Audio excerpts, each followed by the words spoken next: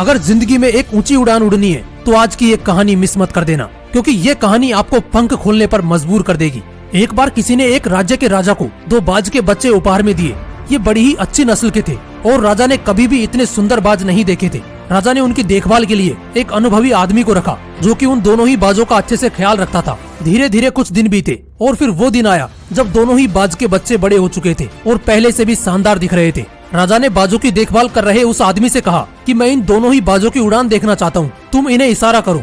उस आदमी ने भी कुछ ऐसा ही किया। इशारा मिलते ही दोनों बाज उड़ान भरने लगे। जहाँ एक बाज आसमान की ऊंचाइयों को छू रहा था, वहीं जो दूसरा बाज था वो कुछ ऊपर जाकर उसी डाल पर बैठ जाता जहाँ से उसने उड़ान ली थी। ये देखकर राजा को थोड़ा अजीब लगा। उसने पूछा, ये क्या बात है, जहाँ एक बाज इतनी ऊंची उड़ान भर रहा है वहीं दूसरा बाज उड़ना ही नहीं चाहता और कुछ ऊपर जाकर उसी पेड़ की डाल से चिपक जाता है। सेवक बोला, जी सरकार, इस बाज के साथ शुरू से यही समस्या है। ये ऊपर उड़ना ही नहीं चाहता, ये इस डाल को छोड़ता ही नहीं है। अब क्योंकि राजा को दोनों बाज प्रिय थे और वो दोनों को एक साथ आकाश में उड़ते हुए देखना चाहता था, अगले दिन पूरे राज्य में ये ऐलान करवा दिया गया कि जो भी शख्स इस दूसरे बाज को उड़ाने में सक्षम होगा उसे ढेरों इनाम दिए जाएंगे। फिर क्या था, एक से एक विद्वान आने लगे और बाज को उड़ाने का प्रयास करने लगे। हफ्तों बीत गए पर कोई फर्क नहीं पड़ा।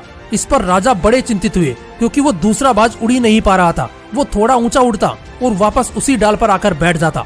लेकिन एक दिन जो राजा ने देखा, उसके बाद उन्हें अपनी आंखों पर यकीन नहीं हुआ। राजा ने देखा कि दोनों ही बाज आसमान में एक साथ उड़ान भर रहे हैं। ऐसा लग रहा था जैसे कोई सपना हो।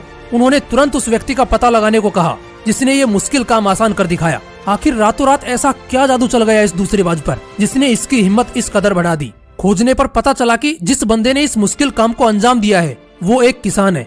अगले दिन वो दरबार में हाजिर हुआ। उसे इनाम के तौर पर स्वर्ण मुद्राएं दी गई। फिर राजा ने पूछा, आखिर तुमने ये किया कैसे?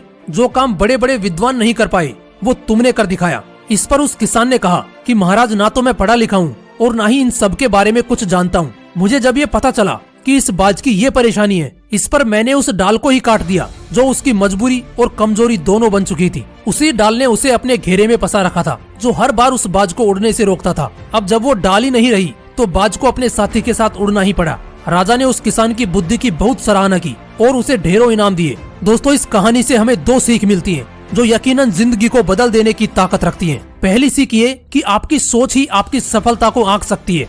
यदि आपने ये सोचा है कि अब आप जिस लेवल पर भी हो आप उससे ऊपर कभी नहीं जा सकते, तो यकीनन कुछ ऐसा ही होगा, आप इस लेवल से ऊपर कभी भी नहीं जा पाओगे। लेकिन अगर आपकी सोच में इतनी ताकत है कि आप जितना आगे बढ़ो, जितना ऊंचा उड़ो, उतना ही आपको कम पड़ जाए, तो यकीनन कुछ ऐसा ही होगा, आप बस सफल पे सफल होते चले जाओगे। दूसरी सीख इस कहानी से हमें ये मिलती है कि हमारी रुकावट का जिम्मेदार